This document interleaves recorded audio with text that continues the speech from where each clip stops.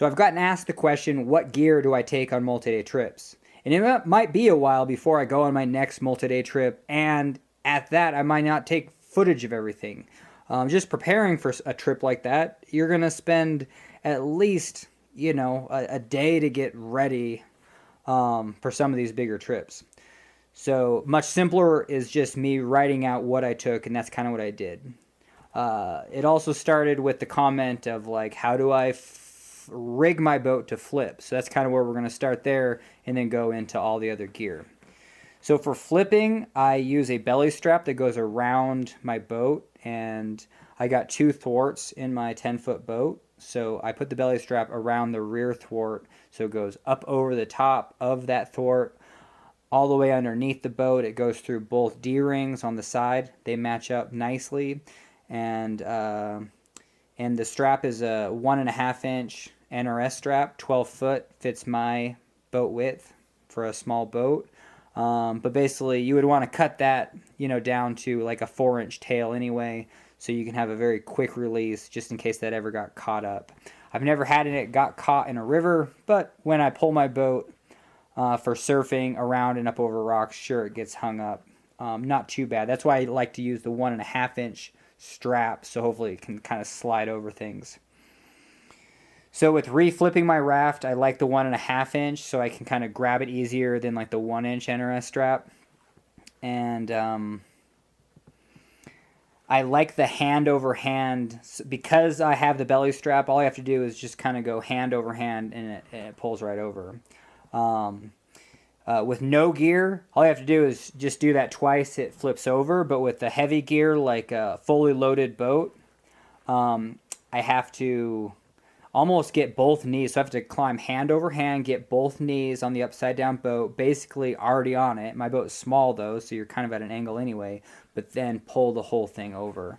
Not much more than that, because I only have like a 5-foot width, 10-foot raft. But I have used belly straps on big 14-foot boats. They obviously don't have gear, but the technique of a belly strap is enough to pull it over, even if it's really tight up against the bottom of the boat. So on the Grand Canyon, I was able to, having this belly strap, having to just get to that part of my boat, flip it over, only took 15 seconds, and then just another 10 more seconds to climb back in and start, paddling. On the Grand Canyon, a speedy reflip was not my priority, though. Neither was preventing a flip. I don't know, like some of the footage you can kind of tell, like I'm really hesitant. Some people are like, oh, why did you stop paddling? Well, one, small boats can lose a lot of momentum early, so I try to get enough momentum early as I could, get my line. But at some point, high-siding those small boats is your best, is the best. So, and to a proper high side, you want to jump to one side of the boat and also hang on, because you're going to be the weight on that side. So a lot of times I'm always looking for that perimeter line. So this is where I personally recommend a full perimeter rope that goes around, catches every D-ring around your boat and has max diameter. Either 1/2 inch is what I use, or a 5/8 inch. Those are, just kind of the basic NRS sells perimeter rope. That's kind of what I like, because it's affordable for one, and it's got enough strength if you need to pull your boat off stuff. A better way to go would be static rope. Just get something that's going to hold 7,000 pounds, or more than 4,000 pounds, because then you don't have to do equalizing anchors. You can just attach to that and then start pulling if you're get stuck.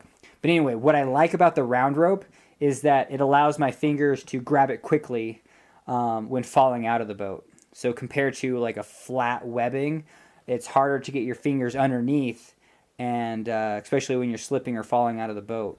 But there is the downside that because your fingers can get in there quicker, your whole hand can get in there quicker. When you're falling out, your leg could slip through. Especially where your D-rings are and with rocker, the front of my boat is the rope's a little bit higher, so you can squeeze a whole leg through there. So that is a risk. It's an entrapment. it's a risk that I'm willing to take to have a full rope around my boat. But to do your due diligence, like this is my boat, this is my craft. But yes, if I take another person, I want to explain those risks to them so they can be informed. So if the boat does tip over, yeah, I mean, most times it's best just to get away from an upside down boat instead of trying to stay with it and keep getting your feet caught in those perimeter lines. So that's my main defense, is to stay with the boat. That was my top priority on the Grand Canyon, especially since I was solo. Just stay with the boat, grab onto that perimeter line, and then use my body to high side. And then my methodology is different than kind of current practices of like, oh, you should just, yes, you should be able to pull yourself back in, using classic technique, getting to a part of your boat that maybe has a line, get on one or, both hands, one on either side of the D-ring, and pull up with proper technique, kick with your feet, get your body plane, you should be able to pull yourself in. Yes, but in any situation that you're in a flip, you already used your max effort to get to that moment that your boat flips. Now you're in the water. You might get separated. You have to get back to your boat. You might sustain minor injuries from hitting rocks. Those happen quite often. Your whole mental game can break down in the water. So once you actually get to the boat, having the easiest way back in, that should be number one. So I always like to have my boat where I can sustain a minor or even major injury on your lower limbs, but still be able to pull myself back in. So the technique I like to use is hand over hand with a having this belly strap go all the way around the boat. I'm able to hand over hand, like fist over fist, just go 4 inches at a time until my elbows get onto the main tube, and then I can easily just get myself back in. So that's the easiest method that I have come across, and just from my perspective, that's what I like, so that's kind of what I share. Because there's times I'm just even at the wave park, and I'm just already exhausted swimming back to my boat, and I need to use that method, so I get good in practice at hand over hand, elbows, get my body back in the boat. So that's important to me. Okay, now let's dive into rescue, being responsible, and what you should do as a boater, specifically if you're going to be doing solo boating. I just want to speak to that because a lot of people are doing more solo activities, and you just want to be thinking about. You should have already thought about everything, and you're trying to do everything at your most competent level. So then if one or two things happen, they're not gonna take down the entire ship. So I took on the Grand Canyon the SRQ Link emergency transponder. So at the put in, the ranger, he looked down upon this as my only way of communication. He had to pass it because on the checkoff list, Spot, RSQ, the Link, the InReach, and the Grid to Air, those were all qualified communication devices. The satellite phone is what the ranger was looking for, especially on the Grand Canyon, because just as a lot of people have to get fished out of the Grand Canyon, and any place that you're doing a backpack trip, a river trip, be thinking about investing in that type of technology, because that's your best connection to the outside world. It's if you're able to get satellite service, it's just instantaneous. So within 2 hours, you can have a chopper down in the Grand Canyon. So on the Grand, that's what they were looking for. But I was pretty satisfied with my device, and I was in kind of the peak season. So there's always 2 commercial trips a day going through the Grand Canyon. And, it's not, you shouldn't be relying on other people to bring your emergency devices, but I had mine that I took, so I had at least one.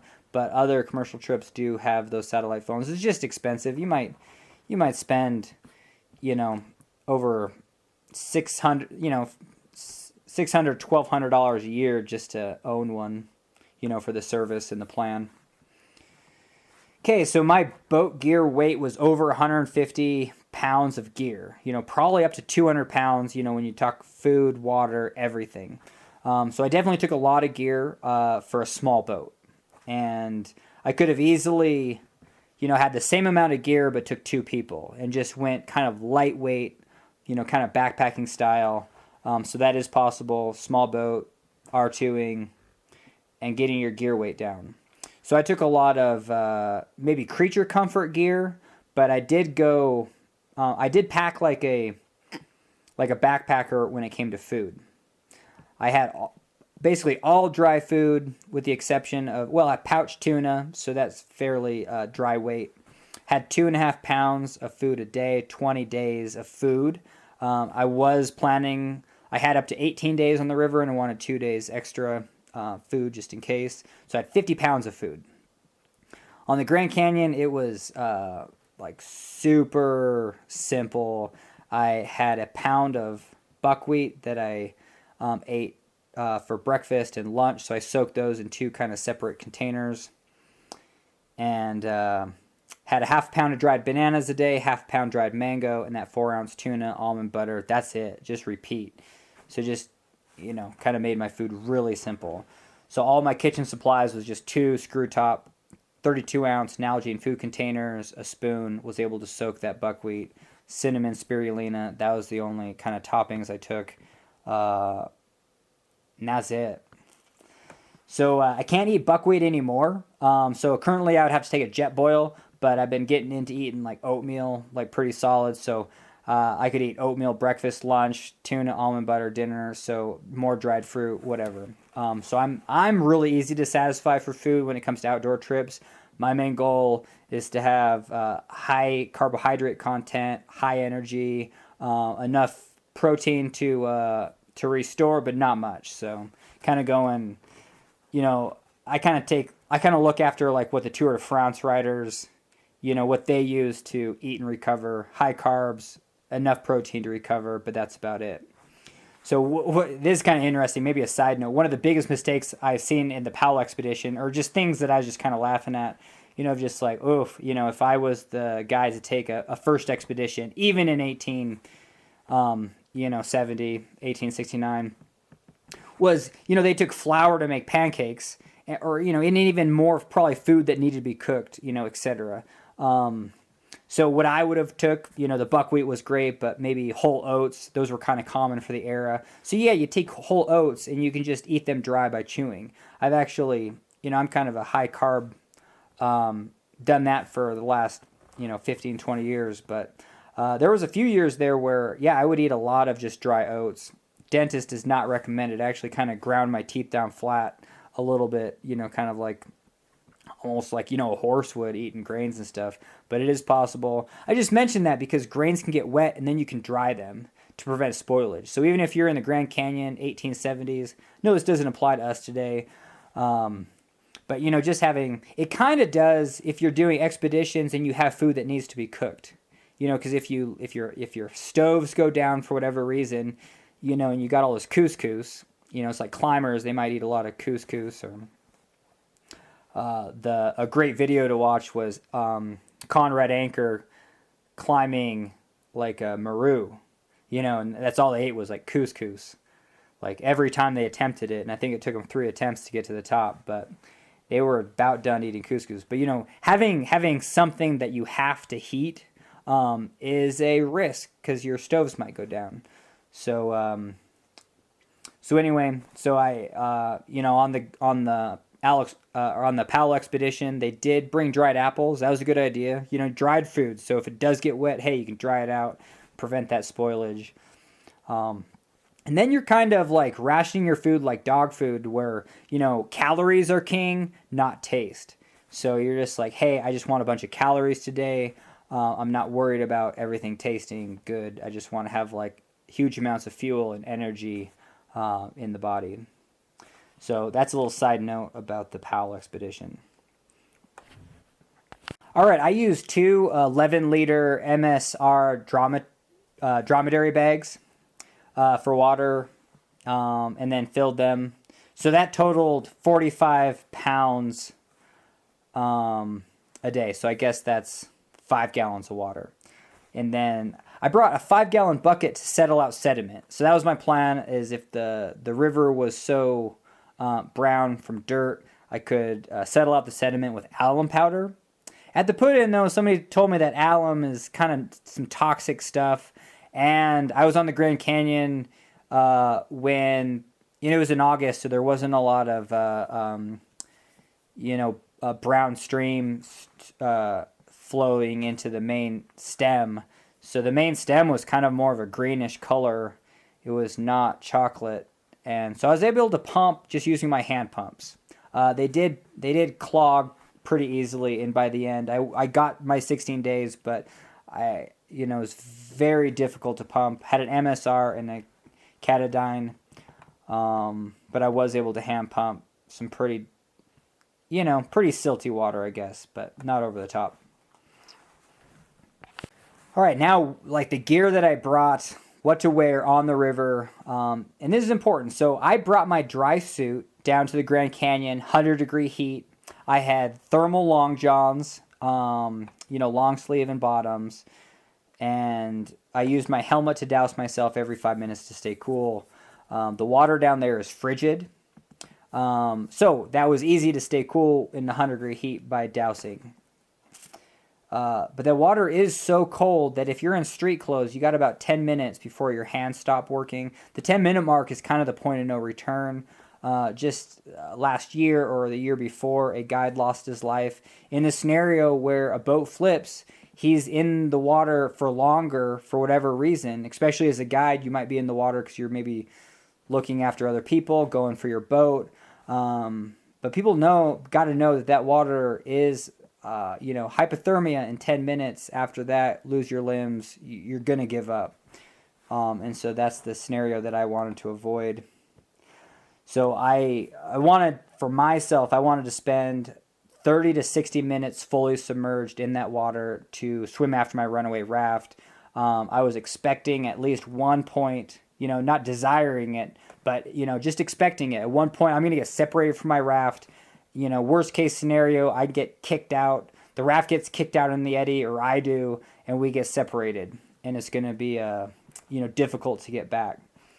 Also, dry suits, those gaskets don't last forever, and unless you're making them brand new for this next trip, they might go on you. So I did not bring extra gaskets for this trip to glue on, because I've never glued on my first set of gaskets. So I could have brought a kit for that, but I just had my backup was a 3-4 wetsuit, and that was going to be adequate. And then having a wetsuit, they can compact pretty light, so I highly recommend bringing that. If you got another dry suit, sure, bring that.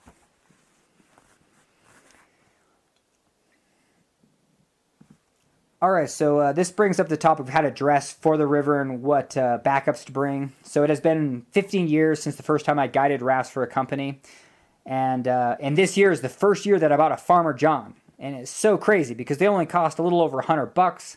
I got an REI gift card for a birthday gift, and I was like, yeah, this year is the year. And I'll use it. Especially in hot summer, end of summer,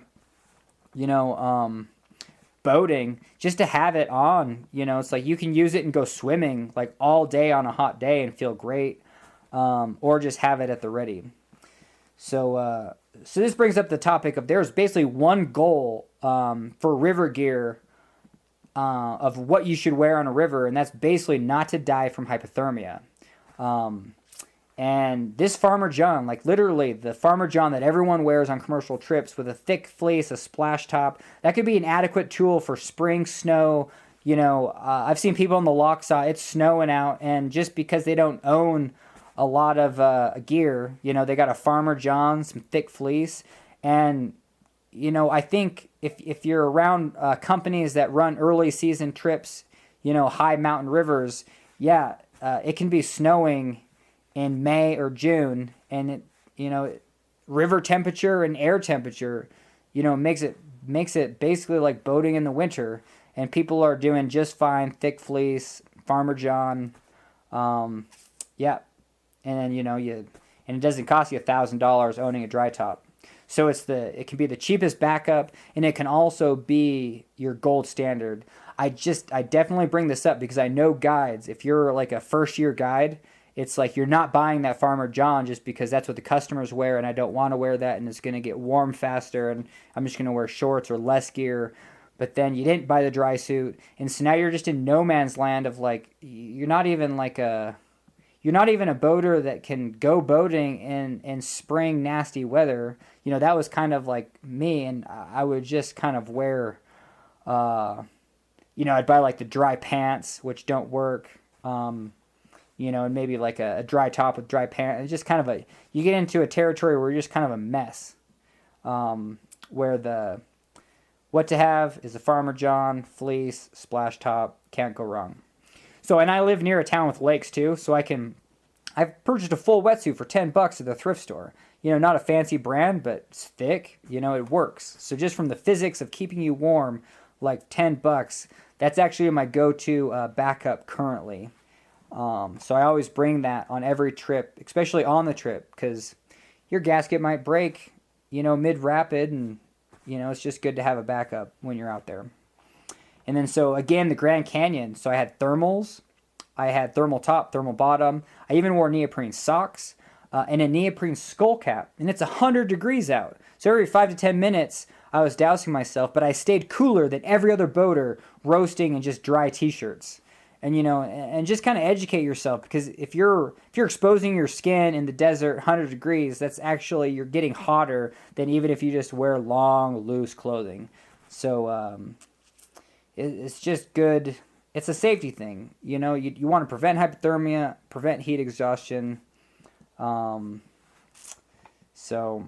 the middle fork, it's like, I'm not gonna wear my dry suit. But we started out, we had a pin boat first mile, and so I took out my dry suit, put it on, swam out to the boat, because that river's cold. Outside temperature is great. That river's frigid.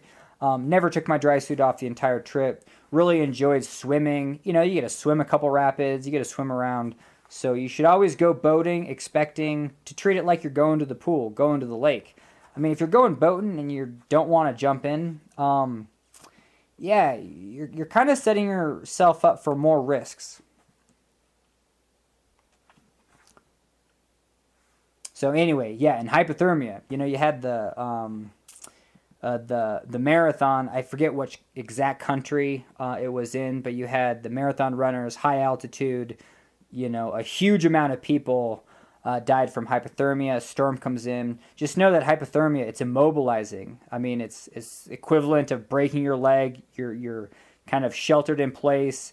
You can't do anything except think about what you could have done.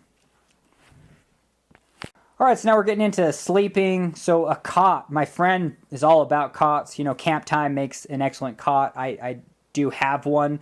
I don't like to sleep on a cot. I don't like to sleep just outside. I need a tent to sleep in, but I do have it. So especially if I'm going on a trip where, hey, there's no flat ground for tents, and everyone knows that, a cot is your best tool to set up on rocky terrain. You got a flat area, you're just good to go. But what I brought was a single tent, sleeping bag, ground cloth cut from tarp material, thermarest. I don't like the air thermarest, so I just use the foam ones. I like a nice firm surface. I use a full pillow. I have mental illness, so sleep is a number one priority. I'm not even able to do half these trips because it's so difficult for me to get on a sleep routine that actually works. So I definitely need my creature comforts all set up when it comes to sleeping, so I go kind of full size on that. All right, so this kind of relates to food. So you got your groover. I used a full-size ammo can. And then they make the inserts. And for whatever reason, I just brought the insert to the Grand Canyon because I did that in Idaho. It's like, hey, they make the inserts for the groovers.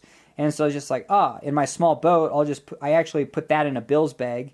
So that's waterproof. And I thought I was good to go. But not in the Grand Canyon. They require a impenetrable a groover, usually an ammo can. So it's got to be an ammo can. The only exception is if you're a kayaker, you can use a PVC pipe. So what you'll do is use a 4 or 6 inch PVC pipe, have one cap at one end glued, and the other side will be a twist, one of the twist caps. So then you can, what the Grand Canyon Rangers are looking for is a fully sealed container that will not break and then dump, that matter into the river. So the ammo can or the PVC, if you're solo kayaking, are the only two that pass on the Grand Canyon. So that's good to know. Kind of a weird FYI, that 50 pounds of food that was up front, that was my main dry bag. So I used all the biggest Bill's dry bags. Really like those. So that was up front. That became 50 pounds of weight in the rear after, 16 days. By like that 10-day mark, more of your weight is in your groover now than in your food bag. And then so having to rearrange other weight up front was a necessity during your trip. So just know these smaller boats, that weight's going to shift, and it does make a big difference. All right, and so let's talk about kayakers using PVC. Even as a 10-foot boater, it's like I would make one of those. If it was just a 1 to 2 day trip. You run into a kind of a fine line between the landfill. They're not. It's kind of it's either not welcomed, frowned upon, or illegal to throw away human waste into a landfill. But everyone's got babies. Babies make diapers, so you have all that goes in. The biggest difference is like baby diapers. Yeah, they're going to be 1 or 2 in your city, in just your normal trash. So like for that to be like so there's a big difference between that and, someone using a composting toilet. This is getting more common. People using like a 5-gallon bucket, and then even using,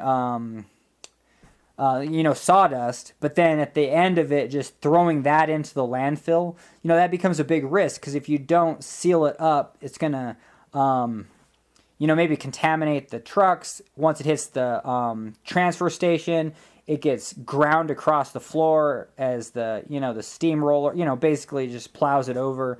So just a lot of possibility for spillage there. So just be aware of that yes, the single wag bag, you can throw that away. But if you're doing more than an 8-day trip and you have a lot of condensed waste, just be cognizant of how you throw it away. But in general, the way to do it is just like truckers do. Get plastic grocery bags. Do your business in the grocery bag. Then you can, tie that in a knot. Maybe use another grocery bag, tie that in a knot, and then shove it into your PVC. This way, at the end of the day, your PVC stays sparkling clean, and you're just using it like a diaper receptacle.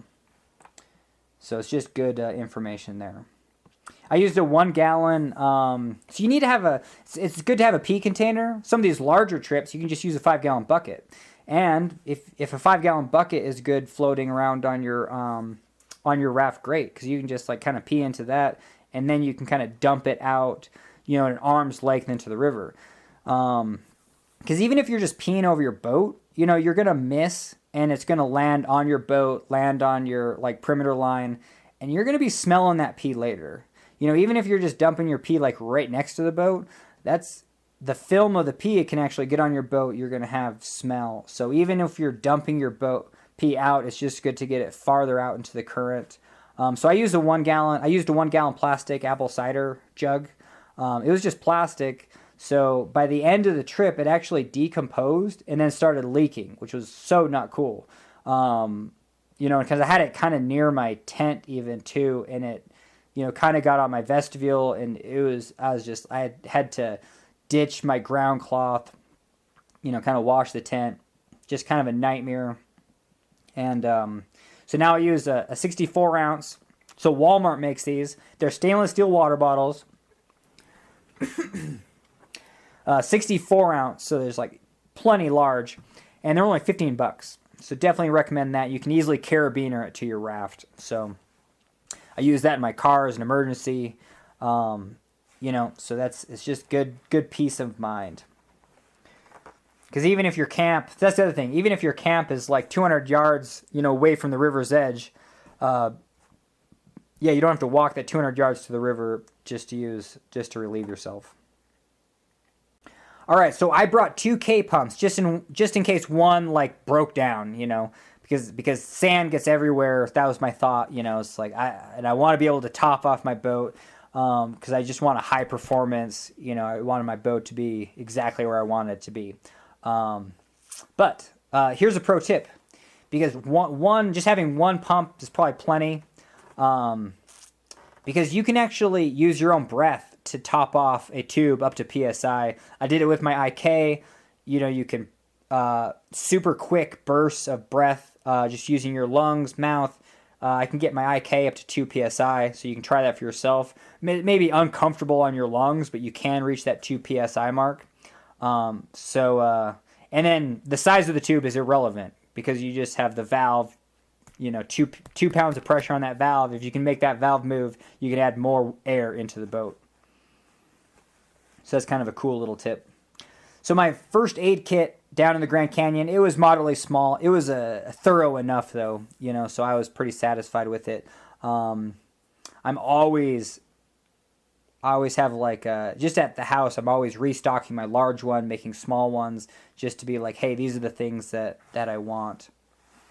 And then kind of a side note, I was talking about solo rafting. This is another opportunity to talk about solo rafting. I haven't done it yet, but what I did is I got a little, kind of like a dry fanny pack bag, and then I can actually strap that to my PFD, kind of up near my head, kind of on that back shoulder blade part. And then so that's gonna carry hypothermia, just basic, but emergency blanket, something to make a fire, food for a day, just like straight sugar or energy bars to get that fuel.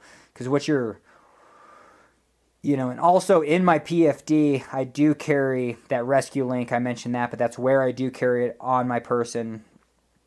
But just after these stories of hypothermia is definitely a real important thing to prevent out there. Because a solo boater, you get separated from your boat, you break a leg, you can't even get to your boat.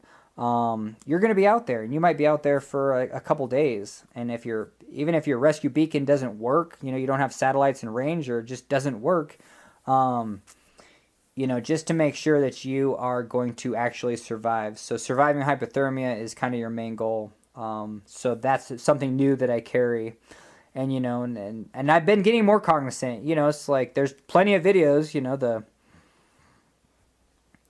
the Gear Garage guys, they do paddle, they sometimes paddle by themselves, they've said it, but do they do it a lot? No. Do they recommend it? No. So there's this idea of why we don't recommend paddling by yourself, and here's the reasons. And, it's because I also watch other videos of people boating by themselves, and, yeah, I just know that they're not thinking about everything. So I think that's my main takeaway, is that if you're not, the second you start thinking about all these scenarios that can happen and preventing them, then when something that comes up that surprises you, hopefully it's not that big of a deal. But you also are taking a larger risk that, yes, if you do get knocked out, drowned, no one's going to be there to revive you. So even like the Gear Garage guys say, it's just, make your amends with your family. It's like, know that you're taking higher risks out there. From my perspective, I, feel like it's the same as like, hey, if you're going to train to be a pilot, yeah, at some point you're going to fly by yourself. So, and even the Gear Garage talks about that, it's just like, yeah, well, if you're a solo boat, is it more responsible to go by yourself or take someone else that's, has hardly any experience? And then that brings up the thought process of, yeah, having someone else in your airplane that can't do anything, and you're the pilot, but the other person isn't a co-pilot. Yeah, it brings up the idea that it's so that's where I jump in and say, hey, more people should do solo boating. Because if you're doing it correctly, if you're solo boating correctly, it's just even like watching these pros. The pros are going out solo, doing solo expeditions. Well, yes, they already have thought of everything. Their skill is at a high level. And even if they are matching their skill with the river, they've already thought of all the things that can happen, and they're ready to make those contingency plans when things do go wrong.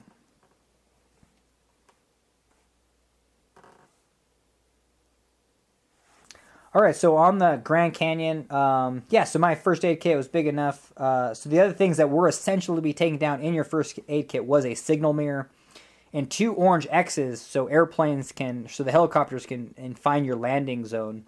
And those are made by buying those like really cheap as Coolans tube. Like the Coolan products at the the camping supply store, just the real cheap. Maybe even like the gas station. But anyway, so they make tube tents. These are orange, and then you take the tube tent and you cut them into panels. So for the Grand Canyon, you cut the panels to a very specific size, and then those are your X's. On the Grand Canyon, they require hand washing station with 3 tubs, soap, bleach, that whole setup. 4 tubs is actually, good to have. Since I didn't have anything to wash, didn't have any cooking supplies, I was able to not have to bring these tubs. So as a solo kayaker or a small boater, if you're going on a multi-day trip and something is required, bring it as spec, but then maybe bring something that can pass, that you think can pass. So that's always a good idea. What you think can pass, and then bring something that will pass, just in case they flip out. So they required a kitchen tarp, to catch food particles. My ground cloth was, I just showed them that, and then that checked as a kitchen tarp. And so that worked just fine.